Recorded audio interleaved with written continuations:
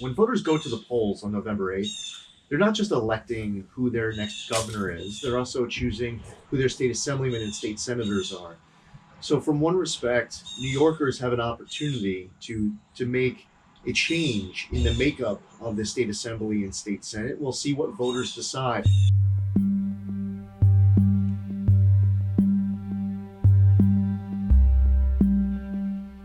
So we were talking about the location you chose for this interview. So did you also choose this spot because it's where there was a shooting recently, and that was, something that hit home for you, an issue obviously that you are pressing in this campaign? We've been doing interviews here.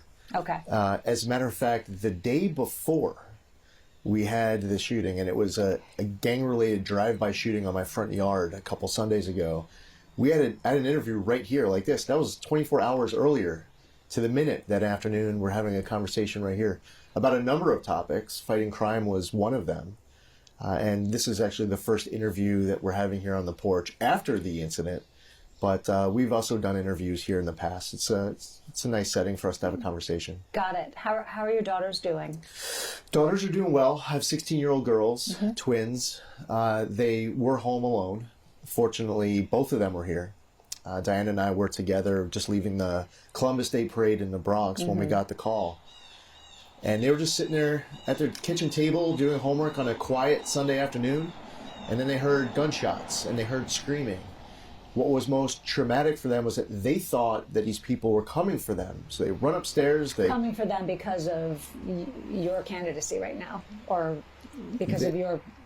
They didn't come up with, they didn't articulate, a specific reason for why they thought what the motive was for coming after them.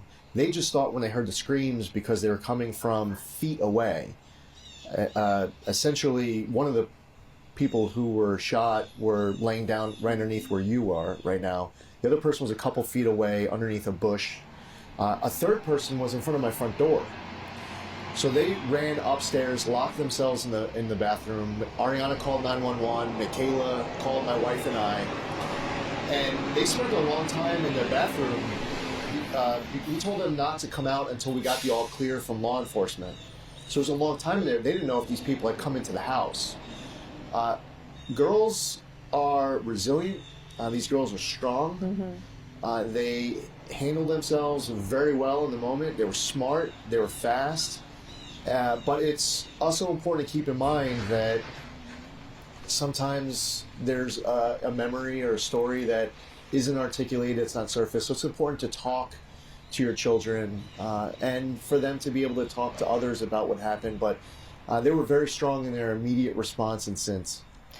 Obviously, the polls are indicating that crime is the top issue for New Yorkers right now, and we've seen that reflected in all your campaign appearances, especially recently. You have said that you'll declare a crime emergency on day one as governor and suspend laws that ended cash bail for many criminal charges. Tell us how that would work. Well, first off, Plan A is for the state legislature to just come to the table. We should work together to improve these laws. And we shouldn't view this as a Republican versus Democrat issue. The mayor of the city of New York has called for a special session in Albany. And he's right. He wants to amend raise the age. He wants to give judges discretion to weigh dangerousness. So what should happen is for all New Yorkers to work together to fix this in the state legislature. If the state legislature isn't willing to come to the table, and so far that's what they're indicating. As a matter of fact, not only are they unwilling to make changes, but they will personally go after the mayor, he's in their own party, to one extent even call them racist. So the way this works is... But for 1 second, let me just follow up. What could you do to convince a Democratic legislature to roll back bail laws that Kathy Hochul was unable to do? I would say a few things. One is, when voters go to the polls on November 8th, they're not just electing who their next governor is, they're also choosing who their state assemblymen and state senators are. So from one respect, New Yorkers have an opportunity to make a change in the makeup of the state assembly and state senate. We'll see what voters decide. Our election is also, in some respects, you would say, the will of the New York people being expressed, that they want to see more done to fight crime. So even if you're a Democrat in the state legislature and you have up until now been hesitant to give judges discretion to weigh dangerousness, maybe you look back at the November 8th election and what does that mean? The state assembly races, the state senate race, the gubernatorial races, the issues that were discussed. And some of these Democrats, hopefully, would be willing to come to the table and to work on changes. Now, let's just say that they aren't willing to come to the table. What I have expressed is that on day one, I'll declare a crime emergency here in the state of New York, and that we'll suspend cashless bail and some of these other laws. This is a suspension. This isn't a repeal, and it forces the state legislature to the table. And I think it's important for us to work together to fix this and to view this together not as Republican versus Democrat, but as New Yorkers. How would that work, though? If you suspended the laws, we think it would only be for 30 days, right? And the legislature could overrule it. But also, wouldn't it just leave us with chaos because there would be no bail laws? Oh, there's a lot of chaos right now. When you look at these different laws and the impacts, I mean, the story at the Howard Beach subway station where a woman gets attacked by somebody out on parole, once killed his own grandparent, violates his parole this past August, but the parole officer was unable to keep him detained because of less is more. The stories that come out where corrections officers and other prison staff and inmates are seeing a surge in assaults because of the implementation of the HALT Act, or as an impact of cashless bail, 2 Mexican cartel drug smugglers busted with $1.2 million worth of crystal meth and then released back out on the streets. There is chaos right now, and that is why New Yorkers are focused so much on crime and safety, security of our streets, and security of our subways. Did you see the front page of the Post today by any chance with Mayor Adams blaming the media for the false perception of crime? Listen, first off, the reality is that New Yorkers have changed. Excuse me. The reality is that New Yorkers have changed behavior. In some respect, there's a person who doesn't ride the subway who used to. Somebody who used to walk the streets who now will call an Uber. The individual who, when riding the subway, might take off a yarmulke. They used to be able to ride and not be worried about being attacked. The stories I hear of someone who tells me when they ride a subway that they're grabbing onto a guardrail or hugging a pole because they're afraid of being pushed in front of an oncoming subway car. And then on top of it, you see on social media and on news reports actual videos, actual stories, real victims, and real crimes. Campaign ads too. This is real life. And for the people who have become victims, for the others who know victims, for in some cases the small businesses closing down because people are just coming in and taking out goods and there's no consequences and that's not stopping. What needs to happen is that everybody at every level says that they're committed to do everything in their power to fight this, as opposed to trying to say that there's nothing to see here, there's nothing to talk about, there's nothing to do. New Yorkers have decided on their own that is absolutely the wrong answer. They want action and leadership. Do you think that Mayor Adams is saying nothing to see here, people? Mayor Adams is actually calling for the state legislature to do their job. On bail, though he's also saying that the media is in part responsible for the perception of crime. I look forward to working with the mayor. We're not going to see eye to eye on everything that each of us says. We're not going to see eye to eye on what each of us may propose. He may say things one day that I disagree with, and the next day I might say something that he disagrees with. Is Governor Hochul saying nothing to see here? Oh, totally. She's trying to change the subject. She is running a campaign that's refusing to talk about the issues that New Yorkers say are most important to them. She is unwilling to do, really lead on cashless bail and raise the age and less is more. She signed less is more. The HALT Act went into effect this past April 1st. Discovery law changes that need to be changed. District attorneys refusing to enforce laws across the board. She is refusing to lead from one issue to the next. She's not talking about it. She's saying there's nothing to see here. Because? She's basically pandering as a political calculation. It's weak. To the left wing of her party. Absolutely. Yeah, she feels like, in a way, she's caught between a rock and a hard place. She can't lead on this issue because she needs these people to vote for her. But the more she panders to them, the more people she alienates in the center. And actually, the right answer is very simple. You come into office August of 2021, and you just start leading. You just start doing what's right. So there's some people in the Democratic Party who are allowing themselves to be led by the far left as opposed to saying, this is the right policy to fight crime. This is why we have to do something on this issue. And you just try to bring them to your coalition as opposed to just refusing to lead. Isn't it valid for some people to say you're in the same position between a rock and a hard place on the right and with President Trump? On what issue? On any issue with regard to, abortion rights or support for the president. There are a lot of people who feel like you're also trying to walk that political tightrope in terms of your political views and your affiliations with Donald Trump. The same issues when I first came into the race that defined why I was getting into this race, what this campaign was about, why we need to save our state, why New York leads the entire nation in population loss. Fast forward over 18 months as we're having a conversation now here in October, just days away from the election. The issues are still the same. People are still hitting their breaking point. New York leads the nation in population loss. We're focused on the issues that matter most to New Yorkers. It doesn't matter right, left, center. I don't feel I'm between a rock and a hard place at all when I talk about how New Yorkers lead, that this state is leading the entire nation in population loss because New Yorkers are hitting their breaking point. They feel like their wallet, their safety, their freedom, the quality of their kids' education are under attack, and they're looking at other states and feeling like their money will go further elsewhere. They'll live life freer and safer if they go elsewhere. So when we came into the race, without any pressure, right, left, wherever, I defined this is why I'm getting in this race. And it's only more defined, it's only more crystal clear today exactly why we need to be in this race, exactly why we need to save New York City, save New York State. We have more clarity than ever before as far as the sense of purpose, as far as why we're in it. And I feel absolutely no rock between a hard place dynamic with all of these different positions that I'm finding from New Yorkers are the issues that are most important to them. Okay. One state lawmaker told us that you cannot just come in like some kind of military strongman and wave away the state's bail laws. Well, I would imagine it probably came from somebody who doesn't mind if... A Democrat. It might come from somebody who doesn't mind if, the governor...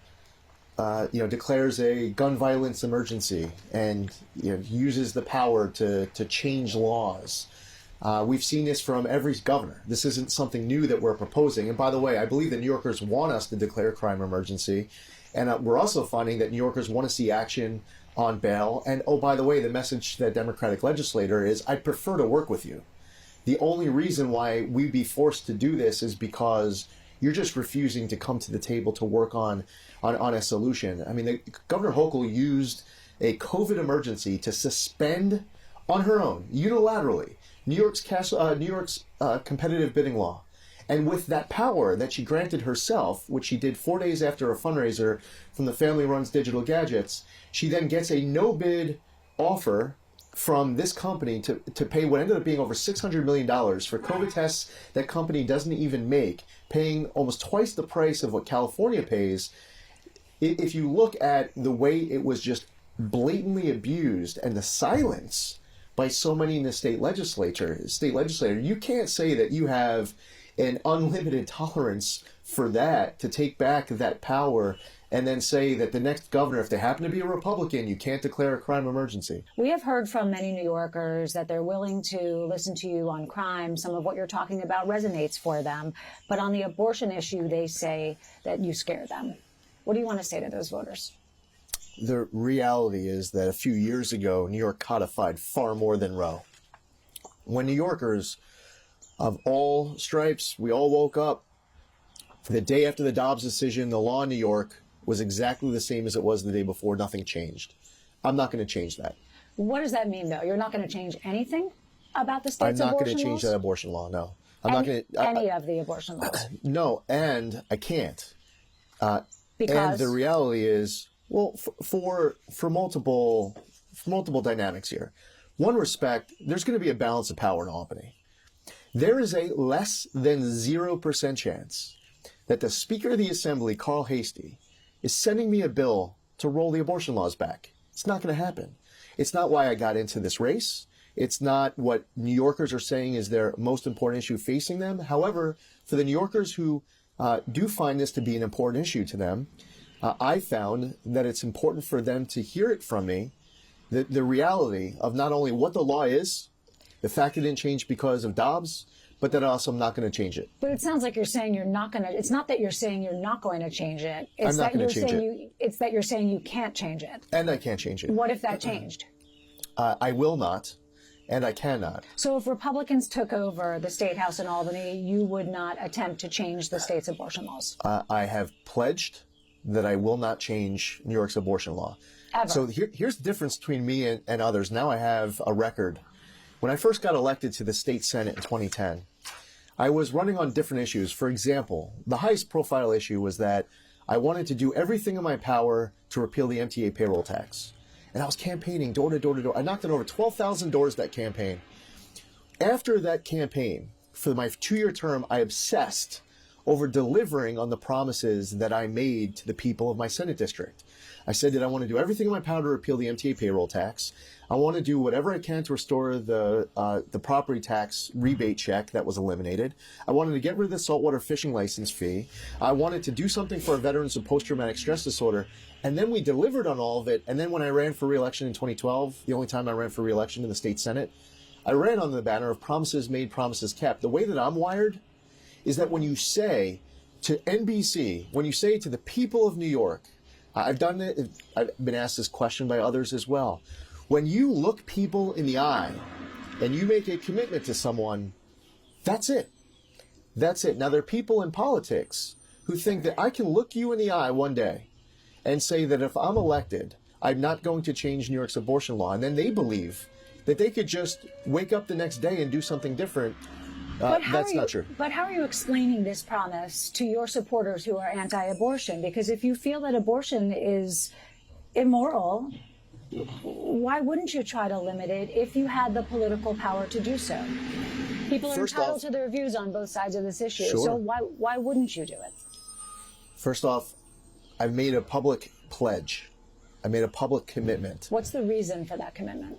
Well, multiple reasons. One is I cannot and I will not. First off, we just talked about Carl Hasty. Secondly, is as I've traveled around the state, I understand that I'm in a state where there is support for this law.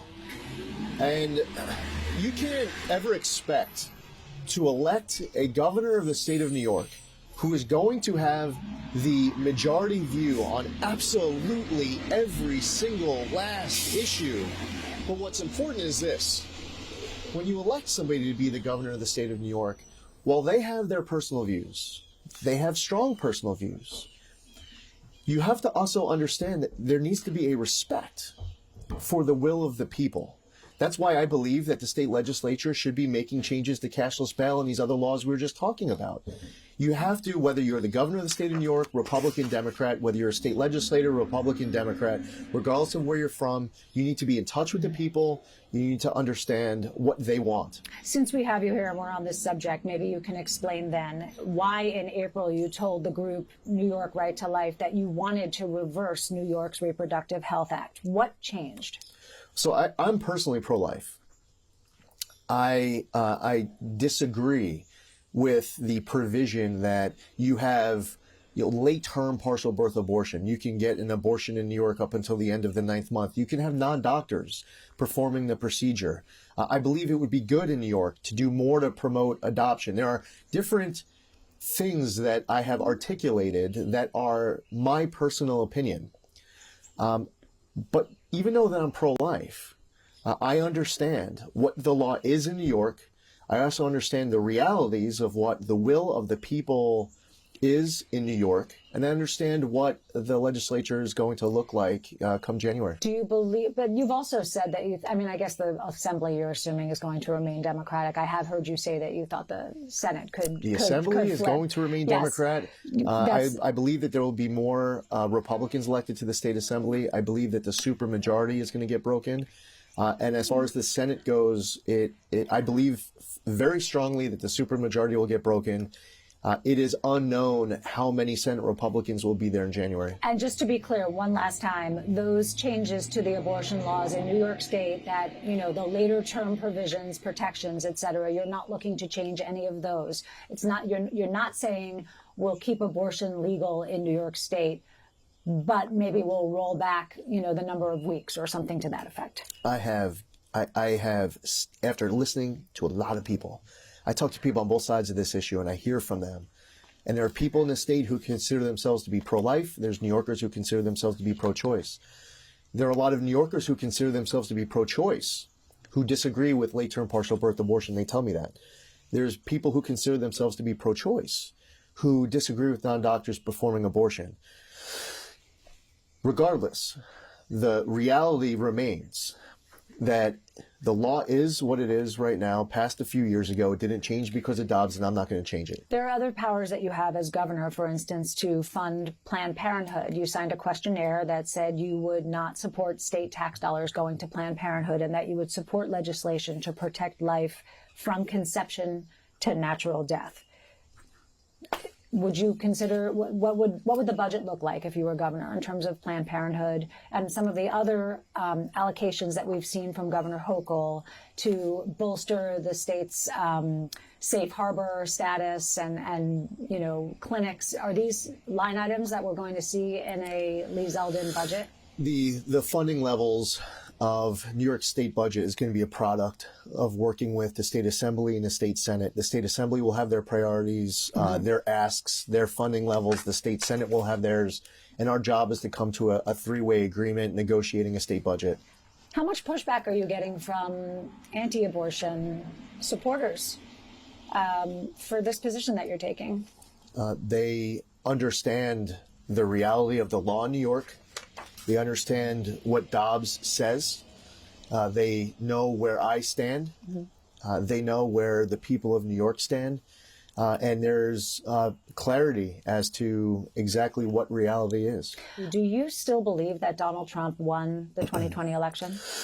Well, I've never actually stated that Donald Trump won the 2020 election. I've also never called the 2020 election illegitimate. What I articulated as my objection, which you know, for those who like to look into history, we know what you said. Yep. And for those who look back at history, for the last few decades, every time a Republican was elected president on January 6th of, you know, the following, to follow that November election, there was objections submitted, debates on the floor of the House. The difference is that the violence, people getting hurt, breaking into the Capitol, stealing things, I don't want to ever see that on any day inside of this Capitol. I don't want to see it at any point in the past. I don't want to see it ever again in the future. I condemned it as soon as I learned of it. I was on the floor of the House of Representatives when it happened. But as far as what I articulated, as far as my objection, and what I believe is an important question for us, whether you're a Republican, Democrat, regardless of whether you supported Biden or Trump, and forget about looking backwards, looking forwards. There's going to be other health emergencies. There's going to be natural disasters. There's going to be circumstances where non-state legislative actors are going to be able to say, in the name of that, I'm going to change how the election is administered. But the United States Constitution says that state legislatures determine how these elections are administered. That was the constitutional question that remains today, and it's important going into the future. You claim that Governor Hochul has distorted your record on these subjects. Can you give us an example? What is it that she said that was untrue in her ads or her campaign? On which subject? On the subject of the 2020 election results or January 6th. There are a lot of. I've heard you say that she's. I haven't even seen all of her ads. Okay. You know, I see the attempt to fearmonger and say that it was the first ad, for example, that I saw, trying to make the argument that on January 6th that you had, whatever she said, 5 or 6 law enforcement officers were killed. I mean, that just didn't happen. But I understand that by adding it into the campaign ad, it injects a certain bit of, hyperbolic imagery and argument that can get people more worked up. You think it's effective? No, absolutely not. There's a reason why that when NBC partnered with Survey USA for their poll in August, you saw a 24-point spread. And when you came out with your poll just before a conversation, you have a 6-point spread. The reason why that's happening is because I'm focused on the issues that matter most to New Yorkers, according to New Yorkers, not us. So here's the thing. If you ask Kathy Hochul, what's the issues that are most important in this race, she'll tell you what she wants the issues to be. If you ask me, what are the most important issues of the race? I tell you what New Yorkers tell me are the most important issues to them. Fighting crime. They care about rising crime. They care about skyrocketing costs. What you hear me talking about every day as I travel around, we do press conferences, we spend a lot of time together, you work hard, you're all over the place. We're talking about the issues that New Yorkers are saying that they want to see their elected leaders focused on, and they want to know what solutions we have. A lot of New Yorkers also say that they are concerned about your relationship and your closeness to Donald Trump. Should Donald Trump run for president again? I'm focused on the November 8th election. That's what I'm thinking about, a decision of whether or not, Donald Trump or, Ron DeSantis or Chris Christie or Ted Cruz or Gavin Newsom or Eric Adams or Joe Biden, Kamala Harris, whether or not, I think New Yorkers want to know how you feel about him, since he is such a polarizing figure, and New Yorkers have very strong feelings about him. Well, to answer the question was whether or not he should run. Should he run? The first question is whether or not, if he wants to run, if any of the people, any of the names I just mentioned, if they want to run, if there's 30 other people who want to run, God bless all of you. Feel free to run. You can have a debate, have a campaign, debate on the issues. Iron sharpens iron. Go for it. As far as support, we're getting support coming in from Republicans and Democrats. We get support from sitting and former Democrat elected officials and Democrat leaders because they're saying, despite the fact that they're Democrats, and they'll even say that they're proud Democrats, but they feel like there needs to be balance restored to Albany. They'll say that they're supporting me because they oppose congestion pricing. They're supporting me because they want to make our streets safer, that they want to have that balance and common sense restored to Albany. Some people tell me that they feel like the Democratic Party has gone too far left. So there are Democrats who are proud Democrats who want to see the Democratic Party be more like the way it used to be, as opposed to getting too far left. It seems as if I've heard you talk about this a couple of times. I was there when you talked about why you're not campaigning with the president, or it was the day after he endorsed you on that Sunday, and you said, it's really not news. It seems like you're trying to distance yourself. Well, the fact that the Truth Social comment was getting played as if that was something new, that was the first time that he's supporting this campaign. You're saying he endorsed you before? Sure, he's been supporting the campaign. I mean, there was a fundraiser that had taken place over a month and a half or so ago. Someone else might have come out and said, I'm proud to have Donald Trump's support. I'm going to campaign with him. I'm going to travel around the state with him to places where people love him. We're getting support from all over, and it's fantastic. But here's the thing: this campaign is about Lee Zeldin versus Kathy Hochul. It's not about Joe Biden. It's not about Donald Trump. It's not about Kamala Harris. It's not about Mike Pence. This campaign is about Lee Zeldin against Kathy Hochul. This is about the future of New York. This is about fighting crime. It's about growing our economy. It's about protecting freedoms and ending this pay-to-play corruption that has Albany becoming more and more and more toxic. And what happens is that the more you make the race about people who aren't on the ballot, about anyone else, it could be on the Democratic Party, the Republican Party, then it becomes less focused on what this race is really about. I want this campaign to be about Lee Zeldin against Kathy Hochul, our records, our positions, our vision, our solutions, our ideas, our work ethic, and more.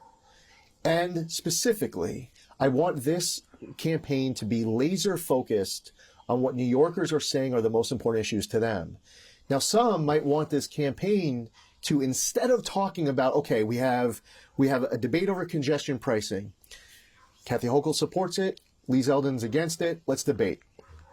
You have a debate over targeting of substantial equivalency in yeshiva education. You have, Kathy Hochul silent. I oppose that push. Let's debate it. You know, the overtime workers, the threshold with the farmers. There was a change that was made. Kathy Hochul supports it. I opposed it. Let's debate it. But the more that you refuse to spend time talking about the Lee Zeldin versus Kathy Hochul position and record on the issues that New Yorkers say are most important to them, it's a real disservice to New Yorkers. And this is one of the reasons why I believe, NBC wanted to host a debate. CBS wanted to host a debate. Pix 11 wanted to host the debate. I was with ABC 7 yesterday. They want to host a debate. You know what? Let's do debates with all of them. Let's do a debate with you. For the record, though, you didn't respond to our debate request. We started accepting. Well, this is what happened. We started accepting debate requests. We started accepting multiple debate requests, and then Kathy Hochul took the position that there will be no more than a single debate on Spectrum. What I said was that there should be multiple debates around the state. And I'm telling you right now, we're on camera. I debate right now. I debate tonight. We'll go debate tomorrow. Well, you can debate on Tuesday. Are you going to debate? Moderate. Are you going to debate Tuesday? I'm happy to moderate. We invited you both. The more the debates, the better. And they should happen across the state. They shouldn't all be happening inside the New York City media market as well. And you'd be able to partner with NBC affiliates in other parts of the state, and that's fantastic. Are you challenging her to a debate on Channel 4 right now? Is that what you're doing? Let's do it. Absolutely. I believe that we should debate multiple times across the state. See, this is what I would say on top of this, is that let's just say she was willing to do a debate with NBC4. My position has been that we should also do, I would be willing to do a debate in every media market in the rest of the state. And there are 10 other media markets covering the rest of the state. I debated all of them. But the idea that we're going to do zero is something that is a disservice to the rest of the state. Well, it's only zero if you don't show up at the one that she's agreed to. Now, how many times over the course of the last week and a half, I don't know the answer. Have I asked you this question? No. Let me ask you, I don't know the answer to this. But over the last week and a half or so, and I don't know if Kathy Hochul's been accessible to you, have you asked her if she's willing to do more than one debate? I have not. Okay. Not this past week, no. And in all fairness, I just didn't know the answer to that. Yeah. We've been together a lot. In the last week and a half, you've asked me if I'm going to do just that one debate. And as we've spoken about in the past, the idea that this is a choice between no debates and one debate, and quite frankly, that's a fair point. The media, whoever in the media is able to get access to Kathy Hochul, if they can get access to Kathy Hochul today, ask her, why is it that we are only able to do one debate? And quite frankly, you can tell her when you speak to her that Lee Zeldin agreed to come on to Channel 4 to do a debate. Will you accept that debate?